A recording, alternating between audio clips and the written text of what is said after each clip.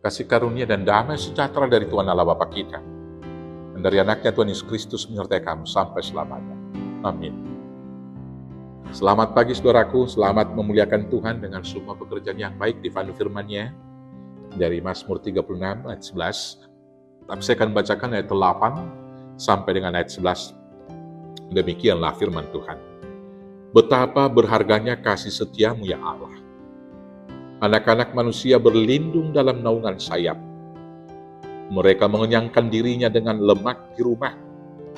Engkau memberi mereka minum dari sungai kesenangan.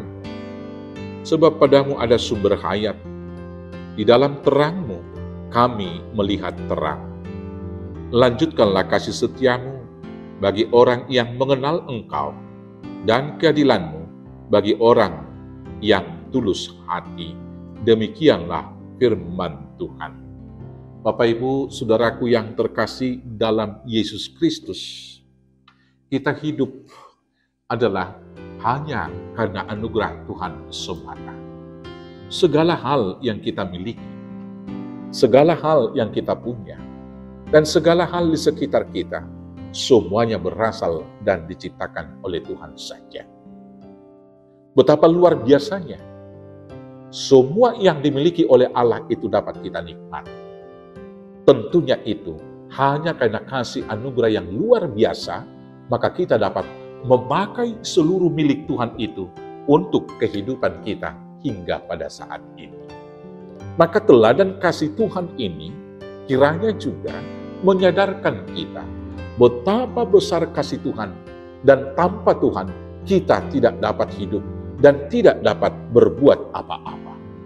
Maka mengetahui hal dasar yang tersebut, seharusnya kita senantiasa menaikkan syukur kepada Tuhan dan tetap setia di dalam kebenaran dan keadilannya. Tetapi di sisi lain, sering sekali kita berpaling dari Tuhan dan menganggap segala sesuatu yang ada pada kita saat ini sudah demikian semestinya terjadi. Kita menganggap bahwa hidup ini adalah hak kita. Kita menganggap bahwa matahari sudah semestinya harus bersinar tiap pagi.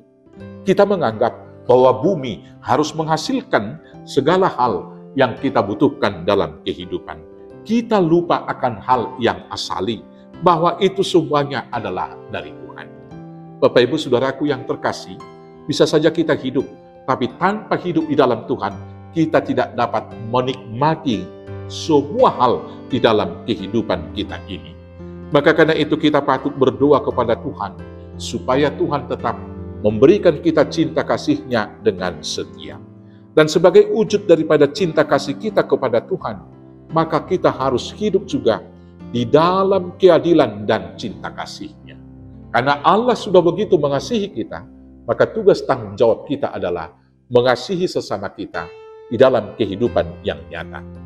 Karena Allah sudah bertindak adil kepada kita, maka kita juga harus berbuat adil kepada sesama kita.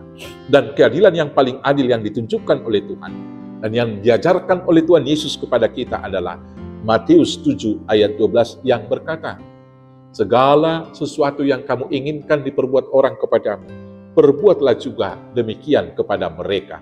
Itulah isi seluruh hukum dan kitab para nabi. Saudaraku yang terkasih, Allah kita begitu mengasihi kita, maka kita harus mengasihi sesama. Allah senantiasa mau mengampuni dosa-dosa kita, maka tugas kita adalah mengampuni dosa-dosa sesama kita. Dengan demikian, di bawah naungan sayap kasih Tuhan, kita tetap dikenyangkan dengan semua sukacita dan berkat-berkat melimpah. Selamat hidup di bawah naungan sayap kasih Tuhan Yesus. Selamat bertindak adil dalam kehidupan. Tuhan Yesus memberkati. Amin. Kita bersatu dalam doa. Terima kasih Bapa yang baik. Biarlah kami hidup dalam kasih Tuhan, mengasihi dan mengampuni sesama, bertindak adil dalam kehidupan ini, hanya dengan kuasa Yesus Kristus Tuhan Juru Selamat kami yang hidup. Amin. Selamat hidup dalam Tuhan. Tuhan Yesus memberkati. Horas, horas, horas.